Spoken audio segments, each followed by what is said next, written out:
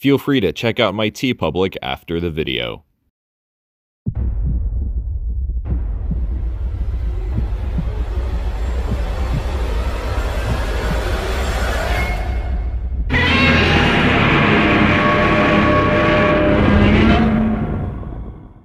The Kiryu Saga is the richest in lore when it comes to the films in the Millennium series.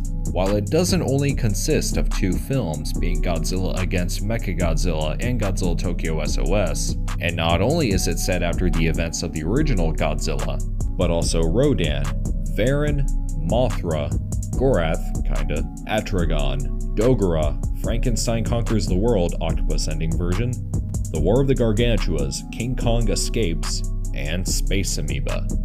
For Godzilla against MechaGodzilla, Masaki Tezuka returns as director along with writer Wataru Mimura, composer Michiru Oshima, acclaimed artist Shinji Nishikawa as production designer, and Tsutomu Kitagawa as Godzilla. Our story begins in the year 1999 as Godzilla appears and a JSDF operation is initiated to stop him, only resulting in failure. Here's where we meet Akane Yashiro, played by Yumiko Shaku, who is essentially a successor to Sugimori from Godzilla vs. Megaguirus, in which she's constantly reminded of the death of one of her comrades she feels responsible for.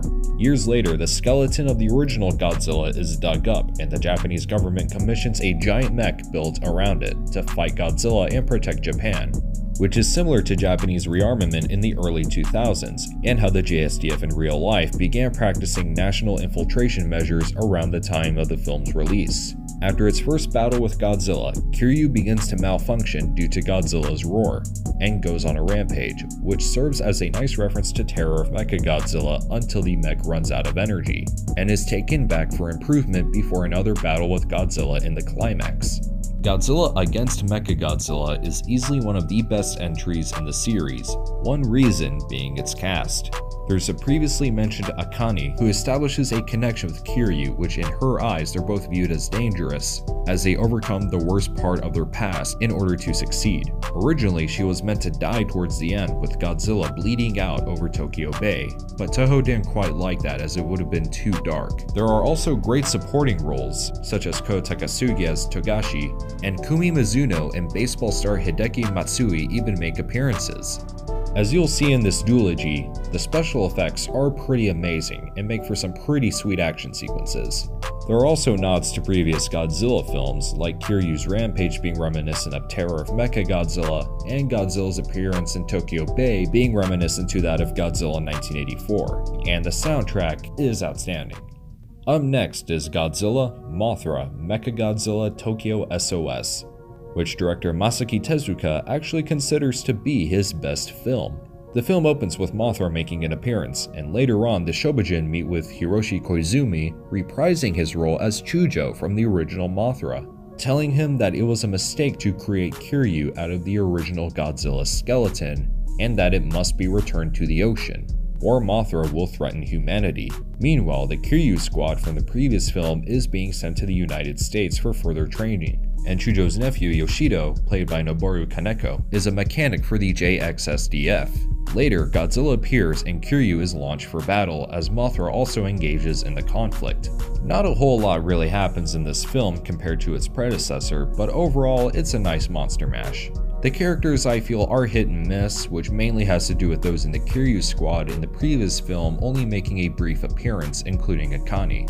In this film we have the Chujo family that does deliver some pretty good performances, as well as Miho Yoshioka as Azusa Kisaragi. They may not have the heart and depth put into Yumiko Shaku's Akane or Kana Onodera as Sarah, who has a spiritual connection with her mother through a plan back in Godzilla against MechaGodzilla, but they do their job well nonetheless. And of course, the film definitely delivers with its action and special effects. Godzilla Tokyo SOS is a pretty good sequel, though it does drag a bit in the last half, since it's basically taken up by the whole climax.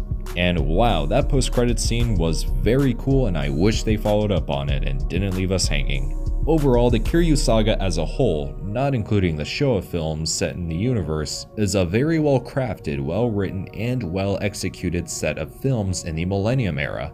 They definitely deserve to be fan favorites because of their lore, characters, action scenes, and arguably the best interpretation of MechaGodzilla. While Tokyo SOS does sort of pale in comparison to Godzilla against MechaGodzilla, Masaki Tezuka definitely gave us some of the best the Millennium series has to offer.